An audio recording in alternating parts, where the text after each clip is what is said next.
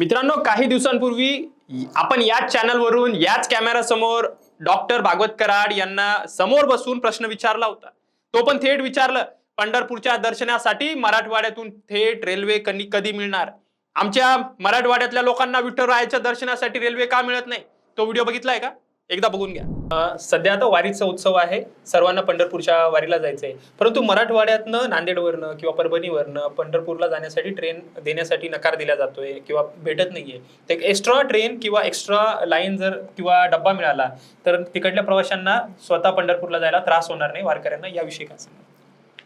मराठवाड्यातूनच नाही तर संपूर्ण महाराष्ट्रातून किंबहुना संपूर्ण देशातून आषाढी एकादशीच्या निमित्तानं पांडुरंगाचं दर्शन घ्यायला लाखो भाविक पंढरपूरला जातात आणि श्रद्धेनं प्रार्थना करतात, ईश्वरांना वंदन करतात, नमन करतात। हा वारकऱ्यां संप्रदाय प्रामुख्यानं मोठ्या संख्येनं असतो आणि त्यासाठी ट्रेनची गरज आहे। खरं तर माझ्याकडे असं कोणी म्हणलेलं नाही आहे, पण नेमकं कुठून ट्रेन असावी आणि त्यासाठी मी प्रयत्न बघितला व्हिडिओ?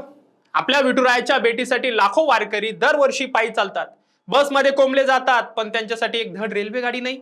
हे दुःख आपण त्या व्हिडिओतून मांडलं होतं आणि मित्रांनो, आज तोच प्रश्न पुन्हा समोर आणण्याचं कारण म्हणजे उत्तर मिळालंय। योगायोग म्हणा किंवा सातत्याने विचारलेल्या प्रश्नांचा परिणाम म्हणा, त्या रेल्वेनी म्हणजे दक्षिण मध्य रेल्वेने अखेर आपल्या आषाढी एकादशी निमित्त पंढरपूर दर्शनासाठी विशेष गाड्याचं संपूर्ण वेळापत्रकच जाहीर केलंय। कुठेतरी आपला एक वाटा म्हणायला हरकत नाही। 23 जुलै ते 3 ऑगस्ट 2026 या कालावधीत नगरसूल, हुजूर साहेब, नांदेड, आदिलाबाद आणि अकोला या मार्गावरून थेट पंढरपूर पर्यंत गाड्या धावणार आहेत। चला मित्रांनो, आजच्या या व्हिडिओमध्ये आपण संपूर्ण वेळापत्रक समजून घेऊया।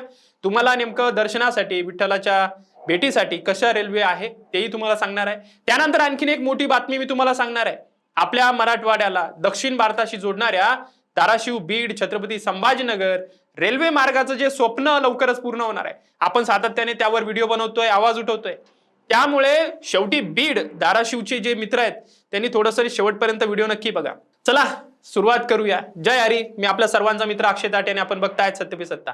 प्रश्न तुमचे, आवाज आमचा। सगळ्यात आधी छत्रपती संभाजीनगरकरांसाठी सर्वात महत्वाची असलेली गाडी बघूया, म्हणजे आपल्याला इथून जायचंय तर नगरसूल पंढरपूर। नगरसूल ही जी विशेष रेल्वे क्रमांक जी आहे 07-637 आणि 07-638 ही गाडी नगरसूलहून 23 जुलैला रात्री सुटणार आहे आणि 24 जुलैला संध्याकाळी पंढरपूरला पोहोचणार आहे। परतीचा प्रवास 24 जुलैलाच रात्री सुरू होतो आणि 25 जुलैला सकाळी नगरसूलला पोहोचतो। पण मित्रांनो, इथेच एक गोम आहे बरं का। रेल्वे प्रशासनाने आधी या गाडीचं वेळापत्रक जेव्हा जाहीर केलं तेव्हा परतीची सेवा फक्त जालन्यापर्यंतच होती। म्हणजे छत्रपती संभाजीनगरच्या भाविकांना विठुरायाचं दर्शन घ्यायचं असेल ते मिळेल, पण घरी येताना तुम्हाला जालन्यातच उतरावं लागेल, म्हणजे जालन्यापर्यंत ती सोडणार होती। पुढचा प्रवास स्वतःच्या खर्चाने करायचा होता, स्वतःच्या सोयीने करायचा होता। हा अन्याय समोर आल्यावर अखेर दक्षिण मध्य रेल्वेने ही सेवा रद्द करून परतीची गाडी थेट नगरसूल पर्यंत नेण्याचा निर्णय घेतला। यामुळे संभाजीनगरकरांच्या प्रवाशांची जी मोठी सोय होती ती पूर्ण झाली। ठीक आहे, आता वेळापत्रक थोडं बघूया नेमकं कशा पद्धतीने काय काय गाड्या आहेत। तर छत्रपती संभाजीनगर स्टेशन वरून जाताना गाडी सुटणार आहे चक्क मध्यरात्री 1:30 वाजता। म्हणजे वारकऱ्यांना मध्यरात्री स्टेशनवर जाऊन तासन तास दाटकळत उभं राहावं लागणार आहे। रात्री 1:30 वाजता सुटणार आहे ती गाडी, पण परतीचा प्रवास मात्र सुसाह्य असणार आहे, कारण पंढरपूरहून निघालेली ती गाडी संभाजीनगरला सकाळी 9:05 पोहोचणार आहे। म्हणजे तुम्ही सकाळी सकाळी आपल्या शहरात वापस येणार। जालन्याच्या भाविकांसाठी जाताना पहाटे 2:45 वाजण्याची वेळ आहे, म्हणजे 2:45 वाजता तुम्ही तिथं स्टेशनवर उभं राहा आणि परतताना सकाळी 7:45ची गाडी आहे आणि पंढरपूरहून जाण्यासाठी संध्याकाळी 7ची वेळ आहे, तर परतताना रात्री 8 वाजता ती गाडी सुटणार आहे। तर मित्रांनो, आता बघूया इतर मार्गावरच्या ज्या गाड्या आहेत, जशा हुजूर साहेब, नांदेडहून पंढरपूरकडे जाणारी जी गाडी क्रमांक आहे 07-639 ही मिरज जंक्शन पर्यंत धावणार आहे। नांदेडहून 23 जुलैला रात्री उशिरा सुटणारी ही गाडी दुसऱ्या दिवशी दुपारी पंढरपूरला पोहोचणार आहे आणि पुढे संध्याकाळी मिरज जंक्शन पर्यंत जाणार आहे। परतीची गाडी क्रमांक 07-640 मिरज जंक्शनहून सुटून पंढरपूर मार्गे नांदेडला परत पोहोचणार आहे।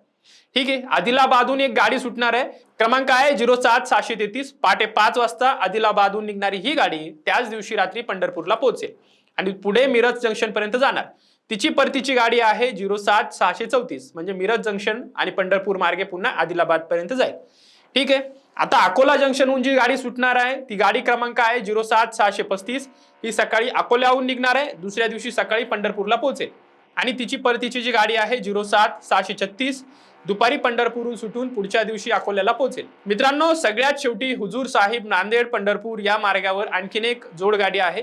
क्रमांक आहे 07-645 आणि 07-646, जी 2 वेळा धावणार आहे.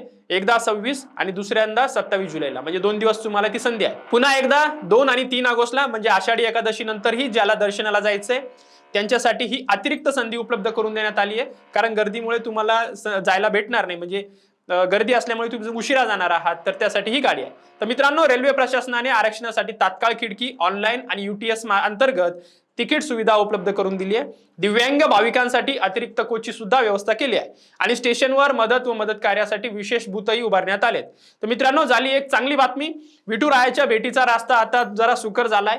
आपण पंढरपूरला या गाडीने जाऊ शकतो. पण आमच्या मराठवाड्याची जी रेल्वे बाबतची तक्रार फक्त पंढरपूर दर्शनापुरती मर्यादित नाहीये. ठीक आहे, तुम्ही ती गाडी दिली त्याबद्दल तुमचं कौतुक आहे.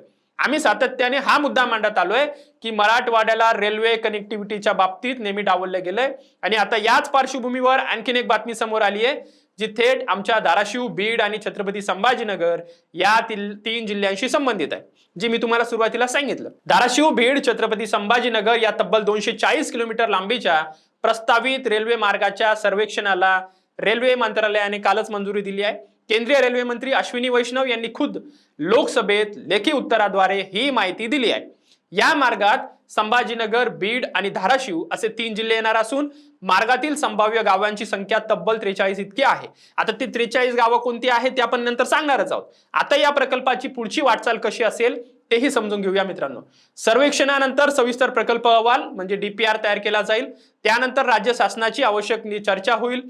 नीती आयोग असेल, अर्थ मंत्रालय असेल आणि इतर संबंधित संस्थांच्या मंजुरीनंतरच प्रकल्पाच्या पुढील टप्प्यावर निर्णय घेतला जाणार आहे. म्हणजे हा प्रवास अजून लांबचा आहे बरं का, याला थोडा उशीर लागणार आहे, पण सुरुवात झाली आहे हे मात्र नक्की. म्हणजे आपण जे आवाज उठवतोय त्याबद्दल थोडीशी आपल्याला काय म्हणते त्याला आनंदाची गोष्ट आहे. पण मित्रांनो, हा प्रकल्प का महत्वाचा आहे हे समजून घेणंही गरजेचं असेल बरं का. कारण सध्या बीड आणि धाराशिवला जायचं असेल तर छत्रपती संभाजीनगरहून रस्ते मार्गाशिवाय पर्यायच नाही. म्हणजे रेल्वेच नाहीये ना. हा रेल्वे मार्ग प्रत्यक्षात जर आला तर एका पर्यायासोबत वेळेचीही मोठी बचत होणार आहे. आणि सर्वात महत्वाचं म्हणजे हा मार्ग फक्त 3 जिल्ह्यांना जोडणारा प्रकल्प नाहीये, तर मराठवाड्याला दक्षिण भारताशी थेट जोडणारा दुवा ठरू शकतो. महाराष्ट्र, कर्नाटक, तेलंगणा पुढे संपूर्ण दक्षिण भारताशी थेट रेल्वे जोडणी उपलब्ध होण्यास मदत होणार आहे. भविष्यात प्रस्तावित छत्रपती संभाजीनगर 40 गाव रेल्वे मार्गासोबतही हा प्रकल्प जोडण्यात येणार आहे. म्हणजे संभाजीनगर 40 गावला ही ट्रेन येणार आणि तिकडनंही आपल्याला जायला भेटणार. तर प्रवाशांसाठी कमी अंतराचे पर्यायी रेल्वे मार्ग उपलब्ध होणार आहे. महाल वाहतुकीसाठी अधिक कार्यक्षम रेल्वे नेटवर्क तयार होईल. मित्रांनो, याच मुद्द्यावर आपण या चॅनलवरून सातत्याने आवाज उठवतोय आणि उठवत आलोय.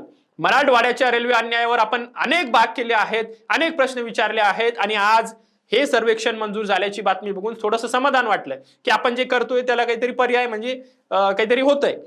कारण जे स्वप्न आपण सातत्याने मांडत होतो ते आता प्रत्यक्षात उतरण्याच्या दिशेने एक पाऊल पुढे सरकलंय. आजच्या या भागात आपण 2 महत्वाच्या बातम्या बघितल्या. एक म्हणजे विठुरायाच्या दर्शनासाठी सुटणाऱ्या आषाढी विशेष रेल्वे गाड्याचं संपूर्ण वेळापत्रक मी तुम्हाला सांगितलंय. दुसरी म्हणजे मराठवाड्याच्या ज्या लोकांना दक्षिण भारताशी जोडणाऱ्या धाराशिव, बीड, संभाजीनगर रेल्वे मार्गाच्या सर्वेक्षणाला मिळालेली मंजुरी. हे स्वप्न सध्या रुळावर आलंय. दुसरं स्वप्न अजून कागदावरून जमिनीवर यायपर्यंत खूप वेळ जाणार आहे. ते पूर्ण होण्यासाठी आपण नेहमी आवाज उचलतच राहणार आहोत. तर मित्रांनो, आपण हे नक्की लक्षात ठेवा.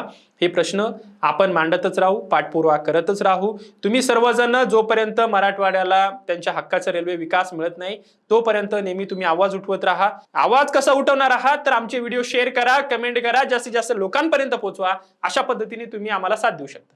तुम्हाला ही माहिती उपयोगी वाटली असेल तर जास्तीत जास्त शेअर करा आणि आपले जे काही मित्र आहेत त्यांनाही आपलं चॅनल सबस्क्राईब करायला लावा. कारण मराठवाड्यातल्या प्रश्नांवर फक्त आपलंच एकमेव चॅनल आहे जे रेल्वे विषयी आवाज उठवत आहे. त्यामुळे येणाऱ्या काळात तुम्हाला काय रेल्वे बद्दल माहिती हवी आहे किंवा रेल्वेचे कोणते प्रश्न अजून पेंडिंग आहेत किंवा तुमच्या भागात आता सध्या आपल्या व्हिडिओ आल्यानंतर काही परिवर्तन घडलंय का, जसं की बसमत रेल्वेच्या विषयी आपण एक व्हिडिओ बनवला होता, त्यानंतर रेल्वेचा विकास झाल्याचे बसमतच्या अनेक कार्यकर्त्यांनी आपल्याला सांगितलंय. परळीच्या आणि पंढरपूरच्या जे काही प्रश्न असतील तेही तुम्ही निश्चित सांगा आणि अशाच पद्धतीने आपल्या या व्हिडिओला शेअर करायला विसरू नका. धन्यवाद. 2 महिन्यानंतर सिंगापूर ब्रांचला प्रमोशन होतंय तुझं. कॉंग्रॅच्युलेशन्स. काय ग, तुला आनंद नाही झाला? मॅडम, तुम्हाला माहितीच आहे की मला पीसीओडीचा त्रास आहे. दिवसभर फटीग असतो, सारखा मूड स्विंग होतो. उगाच एवढी जबाबदारी कशाला घ्यायची? अगं एवढं सिरियस नाहीये ते. त्यावर सोपा उपाय आहे. Doctor Chate's homeopathy clinic. अगं किती जणींनी तिथे उपचार घेतलेत. महाराष्ट्रात अनेक ठिकाणी त्यांच्या शाखा आहेत.